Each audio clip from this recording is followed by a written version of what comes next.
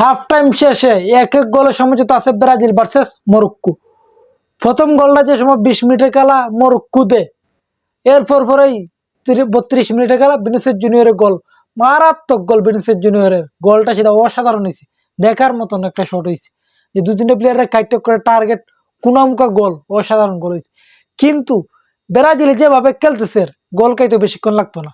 আর Ellison বেকার এই গোলটা খাইছে ব্রাজিলে, দেখছেন নি? এলিসন বেকার তো একটু ফার্স্ট আগ্রহ তো বল হাতে ফাইলাই, কিন্তু আগ্রহ না ফিরছ না, মাঝে মাঝে টুকাই দা গোল বইরা দিয়ে দিছে। আর দেখো তুমি মরক্কো যেভাবে চারটা খেলতেছে ব্রাজিলের জায়গায় বুঝা মরক্কো, আর মরক্কো জায়গায় ব্রাজিল। আর মরক্কোর এমন ভাবে দেখছে মরক্কো প্র্যাকটিস ম্যাচ করতেছে, এমন ভাবে খেলতেছে, বুঝা প্র্যাকটিস করতেছে, মানে পুরা দায়িত্ব ধরতেছে ব্রাজিলে। কিন্তু ব্রাজিলে উল্টা দায়িত্ব ধরার কথা, মরক্কো ডিফেন্স লই চলেছে, জান বাঁচত না, হি এমন অবস্থা হওয়ার কথা, কিন্তু ব্রাজিলে ডিফেন্স লাই খেলতেছে।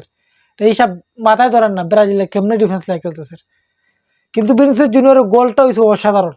সেকেন্ড হাফ টাইম বাকি আছে, সেকেন্ড হাফ টাইমে দেখা যাবে যে ব্রাজিল তো সেকেন্ড হাফ টাইমে কামব্যাক করার কথা, কারণ এলাকা তাদের মাস্টার মাইন্ড কোচ এলাকা আঞ্চলিক, সেকেন্ড হাফ টাইমে কামব্যাক করার কথা, ভালোভাবে কামব্যাক করার কথা।